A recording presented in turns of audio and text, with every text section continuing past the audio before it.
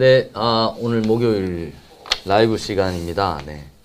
네, 오늘 아마 썸네일에서 확인하셨겠지만 오늘 먼저 다뤄볼 사건은 그 황의조 형수 오늘 1심 판결이 오늘 있었죠? 네, 오늘 오전 10시에 있었어요. 네. 네, 따끈따끈한 선고 이야기를 시작하겠습니다. 네, 이게 뭐 이렇게 저번에 이게 집행유예 나올 수 있지 않냐 이렇게 말씀드렸는데 아니라고 했잖아요, 제가. 네네. 네, 이건 집행유예 나올 수가 없는 사건이에요. 보면 징역 3년, 네. 네, 실형 선고. 징역 3년이면 꽤 큰 거죠. 이게 피해자는 한 명이잖아요. 어쨌든 지금은 한 명인데 유포가 되면 사실은 지금은 정말 구속을 적극 고려되고 무조건 실형 선고가 많은데 3년이면 사실 적지는 않은 형이긴 해요. 네네. 실제로 보면. 근데 어쨌든 이 사안은 그래도 황의조도 피해자잖아요. 네. 황의조도 피해자고 영상에 촬영된 다른 여성도 피해자인데 황의조한테는 지금 용서를 받은 거잖아요. 네네. 그렇기 때문에 그런 것들이 조금 반영이 돼서 그나마 3년이 나온 거고 이게 만약에 없었으면 더 나왔을 거죠. 그래요? 네, 이게 되게 커요. 근데 저는 이제 다른 저희가 사건을 하면서 만났던 사건은 3년 이러면 뭐 사건의 내용마다 틀리지만 좀 이렇게 가볍다고 느껴졌는데 어쨌든 이 황의조 형수라는 이분은 뭐 그전에 범죄 전력이 있는 범죄자거나 이런 분이 아니고 그런 건 아닌 것 같아요. 알려진 건 없는 것 같아요. 네네. 예. 어쨌든 뭐 평범한 사람이었는데 이렇게 이 어떤 그 상황에서 참지 못하고 이런 일을 저질러 가지고 그렇게 보면 징역 3년이라는 거를 자기 가정도 있고 이런데 3년을 이렇게 옥살이를 해야 된다라는 게 옥살이 해야지 뭐 어떡하겠어요. 자기가 잘못한 게 있으니까. 그래서 이 3년이 가볍게 느껴지진 않는다 이런 느낌이 들긴 하거든요. 그러니까 만약에 황의조의 처벌 불원이나 이런 게 없었으면 최소한 4년 이상은 나왔을 수도 있어요. 근데 그리고 이게 집행유예 될 사안은 사실 아닌 거고 항소심에서 이 사람이 그러니까 징역 3년 이하 선고 받을 때는 집행유예 가능하거든요. 그러니까 항소 당연히 하겠죠. 항소심에서 이제 조금이라도 감형이 되려면 지금 황의조 외에 다른 여성 피해자하고 무조건 합의해야 돼요. 그거 아니면 사실 감형도 어려운 사안이에요. 네. 항소한다고 감형될 수 있는 사안은 아닌 것 같아요. 그러니까 지금 항소를 했나요? 오늘 나왔기 때문에 뭐 항소는 거의 안 하는 경우가 없기 때문에 할 거라고 저는 생각하거든요. 네, 일주일 내로 하면 선고일로부터 일주일 내로 항소를 해야 돼요. 근데 검찰도 항소할 수 있어요. 구형 대비 좀 형량이 낮다라고 해서 또 이게 주요 사건이잖아요. 대중의 관심이 많은 사건이다 보니까 검사도 항소할 가능성도 저는 있다고 봐요. 검찰에서 구형은 몇 년을 한 구형이 겁니까? 기억이 안 나는데 몇 년을 했죠? 구형이 3년보다는 높았던 거죠? 제가 한 가지 좀 여쭤보고 싶은 게 있는데 항소를 하지 않습니까? 그럼 항소를 해서 형이 더 높아지는 경우도 있고 감해지는 경우도 있고 그대로인 경우도 있잖아요. 그러면 이 항소를 하는 사람 입장에서는 좀 위험 부담이 있긴 하는 거네요. 근데 피고인이 항소하지 않아도요. 그러니까 형량이 높아지는 경우는 근데 검찰이 항소했을 때 검사가 항소했을 때는 형이 높아질 수도 있죠. 그리고 나의 의사와 상관없이 나는 그냥 이거 받아들이고 이제 반성하겠는데 검사가 항소하면 어쩔 수 없이 항소심 진행해야 되는 거고 그러면 높아질 가능성도 있고. 네, 맞습니다. 제가 질문의 요지가 사실은 얼마 전에 뭐 얘기 중에 그런 얘기가 있었거든요. 검사 쪽에서 항소를 제기하지 않았어요. 근데 이 피고 쪽에서 항소를 제기를 하면 본인은 본전이다 이거예요. 깎이든 그대로든. 그렇죠. 검사 쪽에서 하지 않으면 그런 논리인가요? 네, 맞아요. 근데 예를 들어 뭐 이런 경우 되게 이례적인데 항소심에 가서 예를 들어 추가적인 범행 같은 게 발견될 수도 있잖아요. 예를 들어 우리 부산 돌려차기 사건 같은 경우도 전혀 몰랐는데 1심에서 선고 후에 그 성범죄 이런 것들이 나온 거잖아요. 그러면 이제 이런 더 높아질 가능성도 있고 근데 보통은 항소를 한다면 조금 더 감형받을 걸 기대를 하고 항소를 많이 해요. 근데 뭔가 달라진 사정이 있어야 돼요. 1심과 다르게. 1심이 판단을 아예 잘못했거나 또는 그냥 판단하는 건 내가 받아들이는데 형량이 너무 무겁다 이런 식으로 형량부당, 양형부당에 대해서도 항소할 수 있거든요. 그래서 그거 잘 해야 되겠죠. 근데 실무에서 보면 거의 한 90% 이상의 피고인들은 항소하는 것 같아요. 그냥 자동적, 기계적으로 해보는 것 같아요. 실제로. 근데 검사도 마찬가지로 항소를 진행하는 경우가 90% 이상이에요. 검찰은 예를 들어 무죄가 나오면 무조건 하고요. 그리고 뭐 징역형을 선고했는데 집행유예가 나왔다 이러면 항소하고, 구형 대비해서 너무 적은 형량이 나왔다 그래도 항소를 해요. 구형을 꽉 채워서 예를 들어 선고됐다 그러면 검찰은 항소할 이유는 없겠죠. 근데 이런 사건에서도 그 검찰이 그걸 잘 봐야 되는 거죠. 왜냐하면 피해자가 항소할 수 있을 거라고 생각하시는 분도 많은데, 피해자는 형사사건에서는 진짜 당사자가 아니라 항소 못 하거든요. 그래서 이런 사건에서 검찰이 항소 여부를 결정하고 이럴 때도 사실은 좀 피해자 의견도 받아야 돼요. 맞습니다. 네, 근데 그런 것들이 사실 뭐 피해자 당사자 아닌데 왜 이래버리면 피해자 의견이 전혀 그 재판에 상관이 없는 거죠. 네네. 그리고 무슨 의미가 있어요. 네. 피해자가 있는데. 근데 뭐 요즘에는 의견 청취 많이 하는데 좀 앞으로 더 이런 게 활성화돼야 되고, 오늘 뭐 이런 요 사건에서도, 황유조 형수 사건에서도 그 여성 피해자, 다른 피해자는 야 이거 받아들이지 못한다. 그럼 이거 3년 너무 적다 이렇게 또 얘기를 했기 때문에 여기서는 항소해서 더 강력한 처벌을 바란다는 취지잖아요. 이런 것들도 검찰이 좀 고려하면 검찰도 항소할 것 같아요. 그러니까 지금 이런 피해자들의 목소리를 듣는다고 하면 검찰에서도 항소를 해줘야 그렇죠. 되는 거죠. 근데 그런 거 할 때 피해자도 잘 모르고 하면 누구한테 말해야 될지 모르잖아요. 뭐 공판검사한테 얘기를 해야 되는데 어떻게 연락할지도 모르겠고. 지금 이 얘기가 중요할 것 같아요. 그렇기 때문에 사실 법률적인 조언도 잘 받아야 되고 하는데, 변호사가 없을 수도 있잖아요, 피해자한테. 피해자는 없는 경우가 사실 더 많거든요. 근데 그런 경우에 뭐 의견을 어떻게 내세요, 어디다가 얘기할 수 있습니다, 이런 거를 알아보는 것 자체가 너무 힘든 것 같아요. 그러네요. 지금 이 부분을 전혀 생각지 못했는데, 왜냐하면 우리는 기사로 접하다 보니까 이분도 언론을 통해서 이 기사가 알려지고 이 사건이 알려지고 하다 보니 우리가 이 여성의 심정을 전해들을 수 있잖아요. 근데 이게 내 일이다 이분은 그래도 이 피해자는 자기가 변호사를 선임하고 이 변호사가 계속 얘기를 하잖아요. 그래서 우리가 알 수 있는데, 사실 대부분의 피해자는 이렇게 잘 못합니다, 실제로. 그러니까요. 그러네요. 그래서 이럴 때는 1심 판결 선고받았는데 판결이 너무 형량이 말도 안 된다. 그리고 뭐 일부 무죄가 나왔다. 나는 적극적으로 다퉈보고 싶다. 더 한다면 그 1심을 판결했던 거기에 들어갔던 공판검사가 있어요. 공판검사는 보통 수사하는 검사랑 다르거든요. 그 공판검사에게 적극적으로 의견을 내거나 아니면 그 연락이 잘 닿지 않는다 하면 재판부에 의견서라도 제출하면서 본인의 의사를 좀 적극적으로 얘기를 해야 돼요.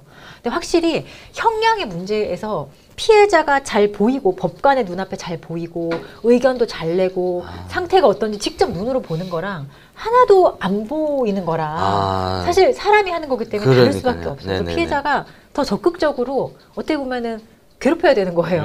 내 의견이 이런데 난 이렇다, 분명히 말했다, 이거를 계속 남겨둬야 되는 거예요. 문서의 형식으로. 네네네. 그 말에 적극 공감이 됩니다. 무조건 문서로. 네네. 뭐 어쨌든 져달라고 우는 아이 젖 한 번 더 주는 거랑 마찬가지잖아요. 그게 중요한 거예요. 그러니까 법정에서는 검사하고 피고인밖에 못 보잖아요. 판사가. 그러니까 피해자를 못 보는 경우가 많단 말이에요. 그러면 뭐 기록으로는 나와 있을 수 있어요. 피해자의 상태나 이런 것들이. 근데 직접 보는 거하고 좀 다르잖아요. 그래서 저는 조금 더 피해자들이 힘들 수 있지만 가능하다면 법정에서 할 수 있는 의견 진술 이런 것도 좀 더 적극적으로 활용했으면 좋겠어요. 네, 그러면 이제 여쭤보겠습니다. 이 시점에서 이제 그렇게 해야 된다라는 건 알아요. 그러면 이제 실제로 우리가 이런 일을 당했다. 그럼 공판 검사를 우리가 연락하고 싶다. 어떻게 해야 되고, 재판장에 내 의견을 제시하고 싶다 하면 어떻게 접근해야 돼? 전화번호를 일단 어떻게 아느냐. 그래서 일단은 여러분들 만약에 재판이 있다고 하면 뭐 나의 사건 검색이라고 지금 뭐 구글이나 네이버에서 찾아보시면 나의 사건 검색이라고 떠요. 그게 내 사건 재판하는 그 사건 번호하고 피고인 이름만 알면 쫙 나와요. 그 번호는 어떻게 알아요? 번호는 사실 피해자한테 통지해줘야 돼요. 해주는 거예요? 만약에 안 해주면 경찰한테? 검찰청에 내 사건 담당했던 검찰청에 전화해서 내가 이 사건의 피해자인데 사건 번호 알려달라. 근데 야. 검찰 민원실인데 피해자가 나라는 거를 뭐 팩스로 미리 증빙하고 하면은 그건 알려줘요. 야, 근데 이게 어렵죠. 지금 네. 아니 질문을 하면 할수록 어렵네요. 근데 그러니까 이게 사실 좀 피곤해요. 왜냐하면 피해자한테 요새는 고소하면은 고소인 통지라 그래서 사건 처분 결과하고 사건 번호 같은 거 통지를 보통 문자 같은 걸로 해줘요. 원하는 방식으로. 근데 이게 실제로 누락되는 경우가 되게 많아요. 아니 그러니까 이제 처음부터 보면 어떤 일을 당했어요. 그러면 우리가 제일 먼저 만나는 사람은 경찰이잖아요. 네. 그리고 경찰에서 검찰로 넘기잖아요. 네. 그러면 피해자들은 실제로 검찰에 넘어간 경찰을 알지 검사를 대면하거나 검사랑 소통하거나 이런 경험을 하지는 그렇죠. 못하는 거 아니에요? 네. 그런데 내가 사건 번호를 알고 싶어. 그러면 아, 내가 이 어떻게 판결하고 있고 어떻게 되는지 내가 좀 관심을 기울이고 내 이야기를 좀 하고 싶어. 그러면 제일 먼저 나를 담당했던 경찰한테 물어볼 거 아니에요. 그러면 경찰을 통해서 사건 번호라든지 이런 걸 전달받을 수 있으면 심플하거든요. 네. 그 우리가 할 수 있는 경찰이 줘야 돼요, 상식선이에요. 네. 경찰한테 네, 물어보면 줘야 되는 돼요. 거예요. 네. 오케이. 네. 그러면 경찰한테 물어보면 해결이 된다, 그거는. 근데 또 뭐 잘 안 말해주는 경찰이 있어요. 가끔. 이해가 안 가요. 그거는, 정말 이해가 안 가요. 그거는 청문감사실에 연락을 하면 돼요. 아니, 안 가르쳐 주면 안 돼요. 네. 이거 안 가르쳐 주면 안 된다면 이제 아셨죠? 네. 그러면 안 가르쳐 준다. 그러면 청문감사실을 통해서 문자를 하나 보여드릴까요? 이게 네. 될지 모르겠는데 사실 요새는 고소를 정식으로 하면 검찰청에서 네 사건 어떻게 됐다. 처분 결과를 문자로 통지를 해줘요. 보면은 이렇게 문자가 오거든요. 귀하께서 고소한 사건의 결정 결과를 알려드립니다. 피의자 누구누구 뭐 이거 땡땡인데 뭐 카메라 등 이용 촬영 혐의 없음, 증거 불충분 아니면 공판 처리 기소되면 구공판 뭐 이렇게 나와요. 그래서 이거를 경찰서 처음 가실 때 난 반드시 통지받겠다고 의견을 내세워야 돼요. 그러면은 통지하는데 체크를 해주거든요. 문자, 뭐 전화, 이메일 다 할 수 있어요. 네네네. 근데 이게 잘 안 돌아가요. 현실에서는. 그게 좀 근데 옛날보다는 참 많이 좋아지긴 했는데 여전히 누락되는 경우도 있고. 아, 그런데 알겠습니다. 왜 안 돌아가는지. 그리고 이런 경우도 있어요. 피해자인데 집에서 몰라요. 내가 피해있고 고소한 거를. 근데 피해자가 통지 원하지 않는다고 또 얘기했는데 갑자기 또 가버리는. 집에 주민등록상 집 주소로 통지가 돼서 그러니까 난리가 나는 참 희한해요. 네. 희한하죠 정말. 받고 싶다고 하면 안 네. 받아지고 받기 안 싫다고 받고 하면 받아지고. 참. 그래서 이때 한번 난리가 난 적이 과거에는 이런 사건도 많았어요. 왜냐하면 특히 성범죄 같은 경우는 가족에게도 알리고 싶지 않은데 거기 보면 통지에 죄명이 뜬단 말이에요. 가족들이 다 아는 거예요. 너 이런 피해를 입었냐? 그래서 막 난리가 나는 케이스도 있었고 뭐 이거 되게 중요해요. 그러니까 네. 변호사들에게도 그 당사자에게도 가는데 그래서 저는 좀 이런 것들을 좀 이렇게 정보를 더 많이 좀 제공해야 되는 것 같아요. 그러니까 이제 오늘 말씀해 주신 내용이 되게 중요하다고 보는 게 우리 이렇게 해야 된다는 걸 전혀 몰랐고 그리고 어떤 사건의 피해자가 될 거라고는 사실 잘 맞아요. 생각하지 않잖아요. 네. 근데 이제 이런 방송을 통해서 이제 나도 될 수 있다라는 의식이 있으신 분들이니까 그랬을 때 어떻게 해야 되는지가 이제 하나씩 풀려가는 것 같은데 그러면 이제 사건 번호를 알았어. 구글 검색을 해요. 그러니까 여러분들 참 이게 경찰 사건 번호 다르고요. 검찰 사건 번호 다르고 법원 사건 번호 달라요. 예? 이건 또 이거를 무슨 얘기예요? 모르시는 분들이 참 많죠, 실제로. 자, 경찰 사건 번호는 예를 들어 이렇게 뭐 2024-00 땡땡땡 이렇게 나와요. 검찰 사건 번호는 2024 앞에 연도 형제 땡땡땡땡땡 나와요. 법원 사건 번호는 뭐 단독 사건이면 2024 고단 땡땡땡.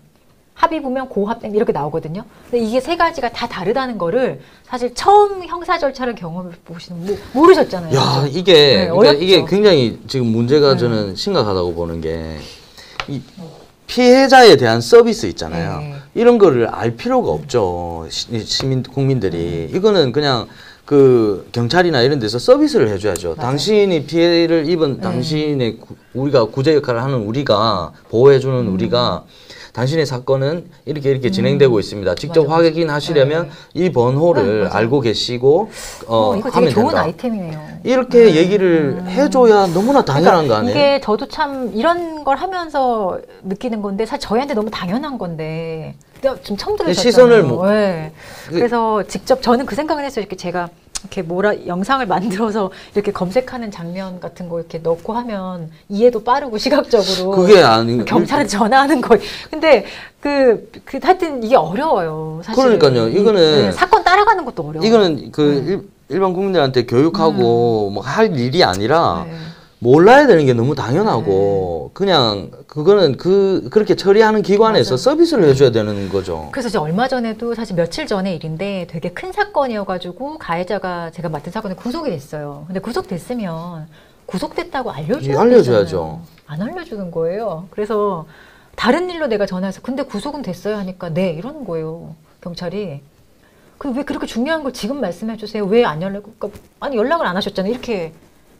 보통 네, 정말 너무 황당한 거죠. 사실 저희는 구속영장 실질심사 받는 거 알고 있었는데 결과 통지 못 받았거든요. 근데 결과를 통지해주는 법원도 있어요. 근데 그거는 딱 경찰선이기 때문에 전화해줘야 되는 거거든요. 피해자한테 안심해라, 얘 구속됐다. 이 말을 왜 못 해주지? 나는 그래서 너무 황당해서 예 알겠습니다 하고 그냥 끊었거든요. 피해자도 구속됐다고 하니까 막 너무 그래도 안심이 돼서 막 울고 이랬는데 전 좀 그러니까 좀 그래요. 네. 우리나라 사법부뿐만 문제가 아니라 그런 그 경찰기관, 검찰기관이 본인들이 그 서비스직이라고 생각해야 되는데 이게 실제로 검찰의 영문 표기가 서비스라고 돼 있는데. 그러니까요. 서비스직, 국민을 향한 서비스직이잖아요. 근데 거기 종사하시는 분들은 서비스라는 말 되게 싫어하세요. 기회가 되면 우리도 이렇게 피해자 입장에서 어떻게 사건을 팔로우업하고 따라가는지 간단한 거 이런 거를 한번 정리해서 네, 한번 해야 될 것 같아요. 좋을 것 같아요. 그리고 아까 제가 지나갔는데 어떤 분께서 사건 번호가 좀 통합됐으면 좋겠다. 근데 저도 이래요. 경찰에 하나만 알면 어쩜 제가 포털 사이트 들어가면 내 거 다 연계돼서 좀 알려줬으면 좋겠어. 그게 뭐 그렇게 대단한 거라고 좀 안 알려주는데. 이거는 되게 앞으로는 저는 언젠간 이렇게 될 것 같거든요. 언젠간 될 텐데 사실 저는 할 수 있는데 못 하는 거라고 생각해요. 이게 뭐가 어려워요. 할 수 있는데 안 하는 거죠. 이렇게 잘 돼 있는 나라에서. 어쨌든 경찰이 주는 번호가 법원 번호인 거예요, 그러면? 아니에요. 그러니까 경찰에서는 경찰 번호, 검찰로 넘어가면 또 검찰청이 부여되는 사건 번호 생기는 거고. 아니 그러면 네. 내가 접근할 수 있는 방법이 아직도 해결이 안 됐어요. 어떻게 해야 돼요, 그럼? 경찰한테 가서 내 사건 번호 알고 싶어. 알려줬어요. 구글에 검색하면 안 나온다는 얘기잖아요. 그러니까 안 나오죠. 왜냐하면 나의 사건 검색 제가 아까 말씀드린 거는 아까 말씀하신 분처럼 법원의 사건 번호와 피고인, 가해자의 이름을 알아야지만 검색할 수 있어요. 그럼 어떻게 접근? 그러니까 그 전에 법원 사건 번호를 확인하려면 사실은 전화하면 알려주긴 해요. 법원에? 예, 근데 전화했을 때 내가 제3자면 안 알려주죠. 그러니까 내가 그걸 또 증명해야 되잖아요. 보통 어떻게 하냐면 내가 그 사람이라는 걸 검찰청 민원센터 같은 경우는 번호가 통합돼 있거든요. 거기 전화하면 미리 팩스를 보내고 나다라는 걸 입증을 하면 거기서 확인해서 사건 번호하고 지금 뭐 법원 사건 번호 같은 거는 가르쳐 주긴 해요. 근데 저희도 사실 공식적으로 사건 번호 확인하려면 검찰 민원센터 통해야 돼요. 저희도 변호사도 마찬가지예요. 당사자나 변호사나 마찬가지예요. 어렵긴 합니다. 근데 그러니까 그 어렵다기보다 피곤하죠. 피로하고. 네, 그러면 뭐 우여곡절 끝에 내 팩스도 보내고 해서 법원 그 번호를 알게 됐어요. 그러면 이제 내 사건 검색으로 해서 이제 할 수 있다는 얘기잖아요. 그래서 내 사건을 봤어요. 그러면 거기에 공판검사 전화번호를 알 수 있어요? 공판검사 전화번호 없어요. 근데 거기에 법원의 재판부, 내 사건을 담당하는 재판부의 전화번호 나와 있어요. 나와 있어요? 그래서 그 전화번호로 전화를 하면 내가 이 사건의 피해자인데 사건 번호 얘기하고 내가 이 사건의 피해자인데 의견을 좀 내고 싶다 하면 공판검사 연락처를 알려달라고 하면 가르쳐 줍니다. 그거는. 그리고 이거는 사실 공개되지 않은 건데 뭐 검사 이름 같은 건 나와 있어요 거기에. 그래서 그 검사 이름으로 무슨 지방 검찰청 검사 연락처를 확인할 수 있는데 이거는 조금 어려워요.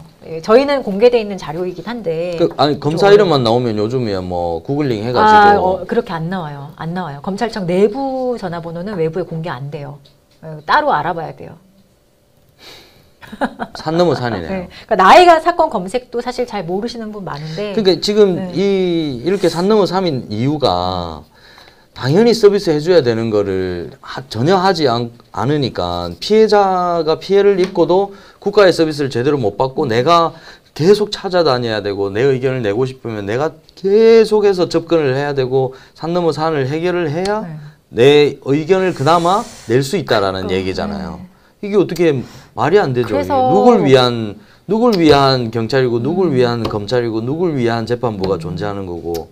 그래서 지금 피해자, 그러니까 수사 단계에서 피해자에 대한 국선 변호사 제도가 있어요. 근데 그게 성범죄, 아동학대만 있다가 이제 최근에 스토킹 범죄도 생겼고 그 입법 예고가 됐는데 강력범죄에 한해서도 피해자에게 국선 변호사를 이제 붙여주자라는 입법 예고가 있는데 사실 제가 한 10년 전에 그 석사 논문 쓸 때 그때 성폭력 범죄 피해자 국선 변호사 제도가 막 생겼던 시점이에요. 제가 10년 전에 그 처음 나온 제도를 가지고 그때 석사 논문 썼는데 그때 논문의 결론이 다른 강력범죄에도 피해자 국선 변호사 제도를 확대하자. 피해자의 당연한 어떤 국가의 보호 의무의 하나다. 법률적 조례가 가장 중요하다. 네. 제가 그렇게 그냥 그때 결론을 내렸거든요. 근데 어쨌든 10년 뒤에 현실화되는 것 같긴 해요. 그러니까 참 느린 것 같아요. 그 당시에 사실 그런 제도에 대해서 저도 그때 논문 쓰고 할 때 그 교수님들이 그 제도를 아무도 몰라서 되게 쉽게 논문을 통과했어요. 모르시니까 아 그래? 뭐 이런 게 있어? 그래 잘해봐 뭐 이런 식이었는데 그게 보면 어쨌든 그런 내용이 그 거의 뭐 10년이 걸린 거잖아요. 네. 예, 그러면 이제 또 여쭤볼게요. 그러면 이렇게 하는 게 너무 번거롭고 너무 힘들다. 그리고 뭐 이게 정말 젊은 사람들도 하기 힘든데, 조금 어려워요. 예, 그러니까 접근하기가 상당히 힘들단 말이에요. 그러면 국선 변호를 우리가 받고 싶다 하면 먼저 그러면 내가 국선 변호를 받을 수 있는지 아닌지, 내 사건이 그런 조력을 받을 수 있는 건지, 뭐 지금 말씀하신 것처럼 성범죄나 강력범죄. 인지 내가 하는 게 그런 거 모른다. 그냥 국선 변호인은 혹시 내 도움을 받을 수 있을까? 어디로 연락해야 돼요? 경찰서에 가면 경찰한테 신청하면 돼요. 경찰한테? 그건 간단하네요. 간단해요. 근데 문제는 솔직히 이 국선 변호사 도움 받으려면 신고하는 그 과정이 있어야 돼요. 그때부터. 그렇지 않아요? 그렇죠. 근데 여전히 보면 지금 저도 한 2, 3년 만에 오랜만에 다시 피해자 국선을 몇 건 받고 있는데 대부분 받은 것들이 피해자 조사를 마친 후에 선정을 해줘요. 그럼 나는 피해자 조사에 들어가서 조금 더 뭐 피해자를 더 조력할 수 있었던 사실 저도 기회를 상실하는 거고 피해자 입장에서도 그때 뭔가 더 할 수 있었던 거를 변호사 조력을 못 받는 거잖아요. 아니 그러면 말씀하신 것처럼 성범죄라든지 강력범죄는 국선 변호를 붙일 수 있어요. 그러면 피해자가 신청하든 안 하든 그 경찰서 단계에서 당신의 저 사건은 국선 변호를 조력을 받을 수 있어요라고 알려주고 하시겠습니까 정도 물어볼 수도 있잖아요. 그러면 물어는 봐요. 그죠? 경찰이 먼저 물어보고 신청하냐 이렇게 물어보고 근데 급한 사건은 빨리 진행을 해요. 그러니까 뭐 구속 사건 이런 거 강력 사건은 알아서 나중에 선정해줄게 일단 빨리 조사해 이런 관행이 여전히 있어서 사실 그러면 국선 변호사 불러주는 서비스는 이루어지고 있다. 오케이. 자, 근데 현장에서 불러준다고 그날 바로 오고 이런 게 아니에요. 네, 어쨌든 접근은 이렇게 되고 있다. 이 서비스는 받을 수 있다라는 결론이고. 좋아요. 그러면 우리가 국선 변호사를 우리가 조력을 얻을 수 있습니까? 이 사건은 해당이 되지 않습니다. 그러면 내가 변호사를 이제 그러면 너무 어렵고 해서 변호사를 직접 선임하고 싶어요. 그럼 어떻게 해야 돼요? 그럼 아무 변호사 사무실에 전화하는 거예요? 그 자기가 마음에 드는 변호사 선임하는 거지. 그러면 변호사 쇼핑을 좀 하고 통화해보고 아니면 직접 상담해보고 이 사람이 나랑 맞을 것 같다. 그 사람이랑 하는 거죠. 뭐. 네. 그러면 소비자의 입장이죠. 법률 소비자네. 네. 그러면 그 변호사 비용은 어떻게 책정되는 거예요? 내가 상담만 변호사 해도 비용은 사실은 정해진 건 없어요. 상담만 해도 변호사 비용이 나가는 거 아니에요? 상담은 당연히 법률 상담은 무료가 아니기 때문에 상담은 돈을 받죠. 근데 저 같은 경우는 법률 상담은 사실은 꼭 비용을 받아요.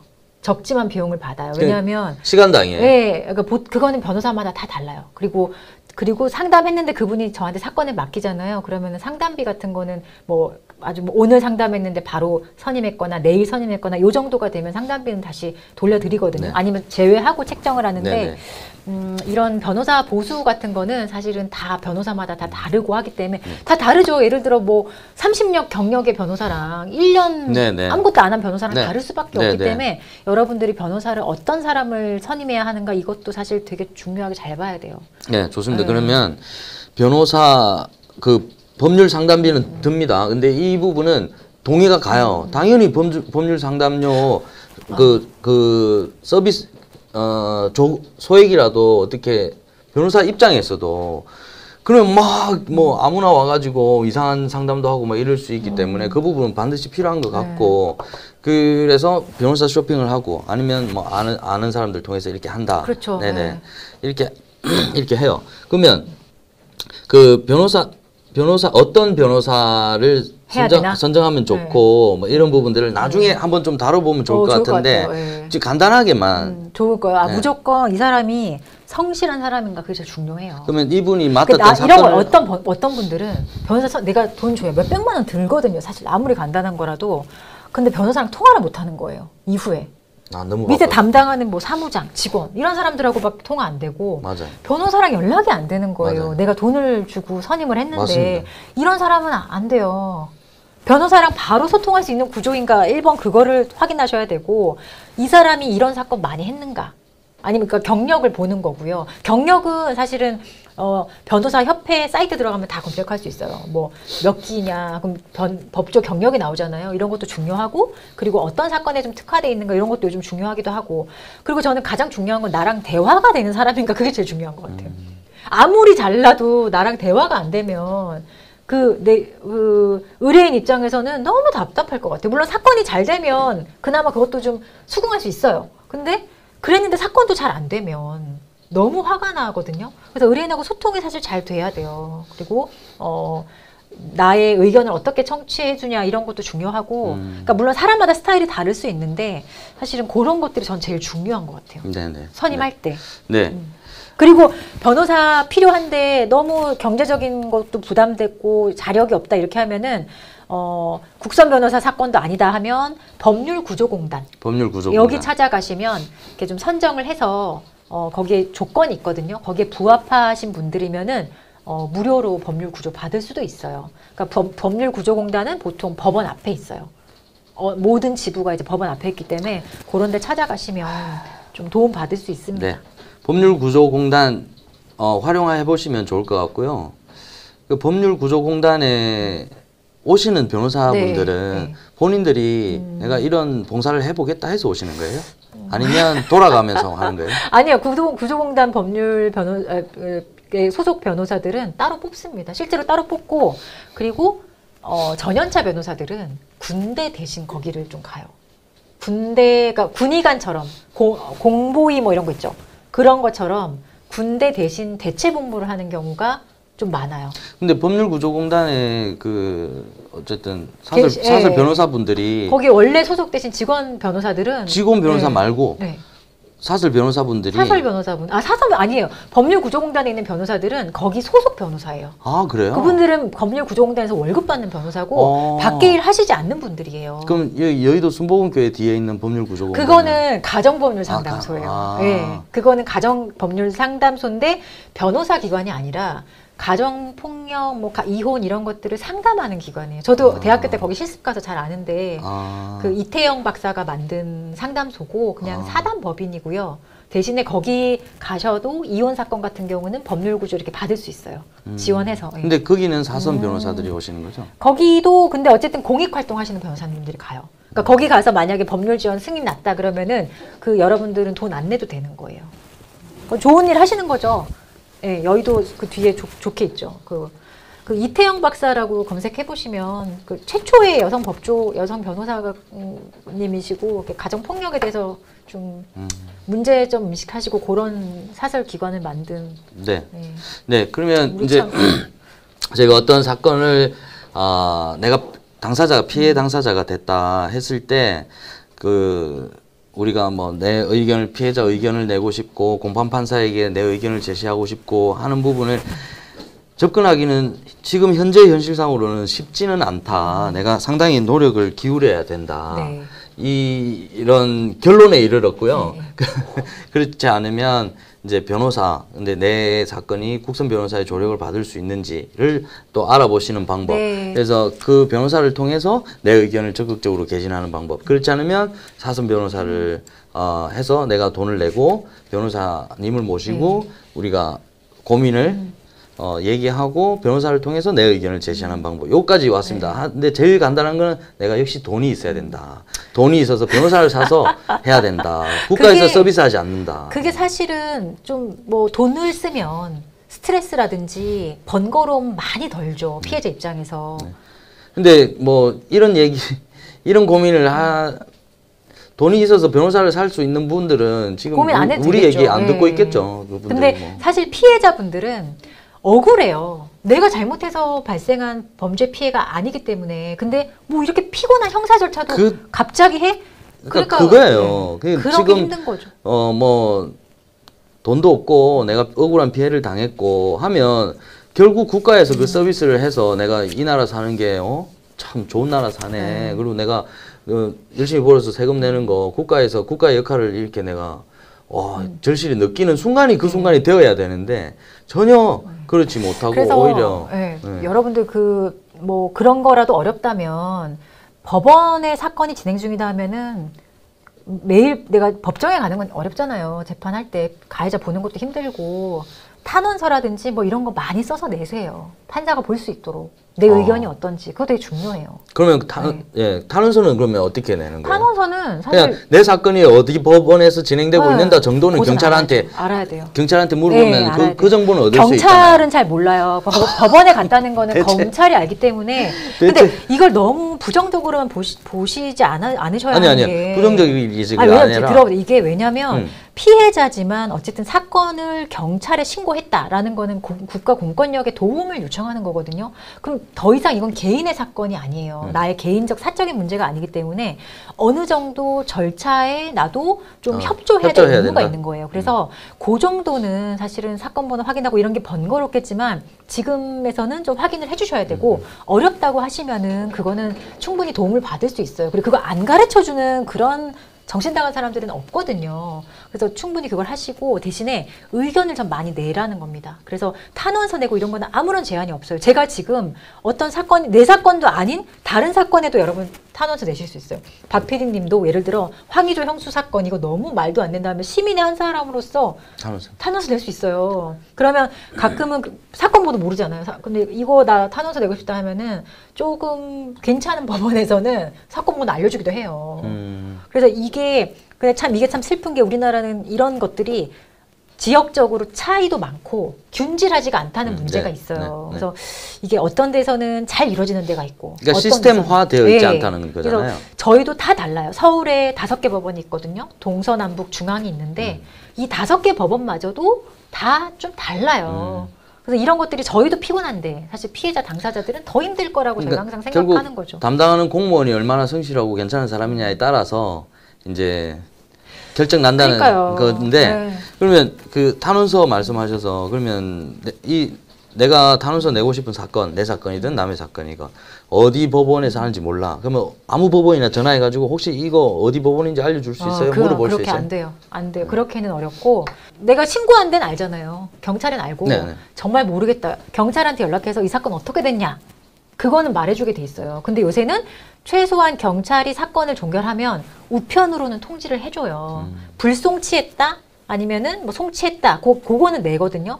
그걸 확인하고 나서 그 종이를 가지고. 그러면 송치했다. 그러면 어디 검찰로? 그거는 당연히 자기의 관할 검찰이잖아요. 그러면 그쪽으로 그렇죠. 거기 연락을 해보면 되겠네. 그러면 경찰에 이런 거 있는데 알려주세요 하면은 다 알려줘요. 나라는 것만 입증하면. 그래서 관할 시스템 우리 모르잖아요. 예를 들어 여의도 같은 경우는 남부예요.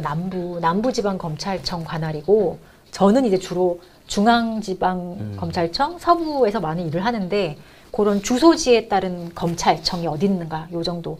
뭐 예를 들어 마포경찰서는 서부지검으로 간다. 이런 거 정도는 이제 알고 계셔야 되는 거거든요. 황의조 사건은 뭐 제가 볼 때 항소심 진행될 것 같고요. 보니까 선고하기 전날에 2천만 원을 공탁했네요. 형수가 피고인이. 그죠?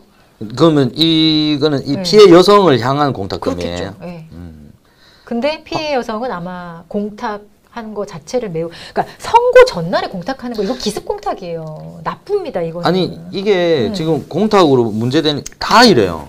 근데 이거는 반영 안 됐어요. 제가 볼 때. 판결은 아직 못 봤지만 이거는 반영이 될 수가 없어요. 선거 전날에 이런 식으로 피해자한테 인지도 못한 상태로 기습 공탁하는 거는 다 이렇던데요. 근데 이제 그 공탁법 개정되면서 이런 것들을 많이 인정을 해줬는데 지금 이게 너무 문제가 되니까 좀 법원에서도 요거 감형 사유로 많이 안 봐주고 있는 추세이긴 해요.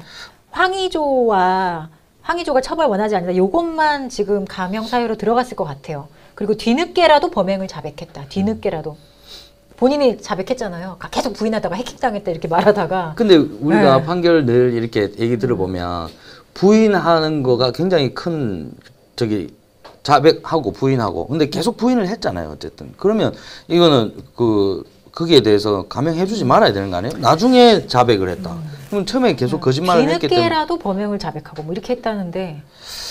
근데 이거는 뭐 어쩔 수 없을 것 같으니까 등 떠밀려 자백한 그러니까요. 게 크죠. 정말로 반성하는 거면 처음부터 자백을 했겠죠.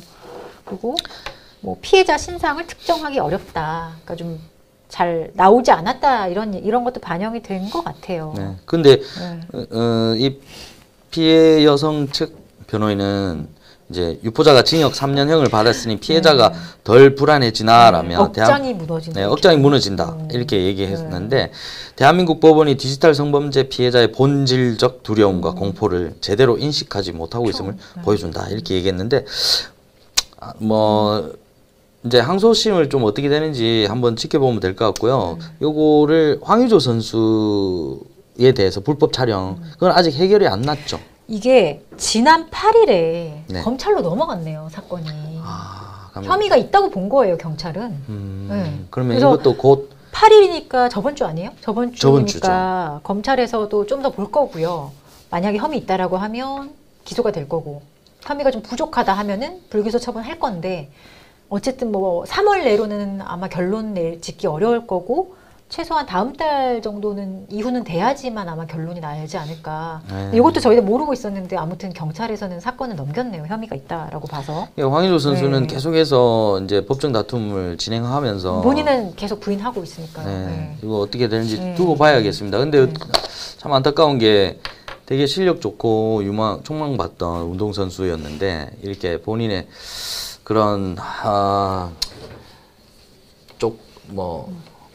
자기 관리가 안 돼 가지고 어쨌든 이런 사건에 연루돼서 자기 이제 선수 생활이 이렇게 덜커덕대게 되는데 걸림돌에 걸려버리는데 이런 부분들이 상당히 좀 안타까운 것 같습니다. 이건 다음 주에 할까요? 그럴까요? 네, 사건 더 많이 해가지고 그렇죠. 뛰어가지고. 날씨가 나쁘지 않아 가지고 주말들 재미나게 잘 보내시길 바라겠습니다. 날씨 너무 좋네요. 안 춥고 이제. 오늘 함께 해주셔서 너무 감사드리고요. 다음 주에 또 적극적이지만 적극적이지 않은 무슨 말이에요? 유익한 방송을 가지고 돌아오겠습니다.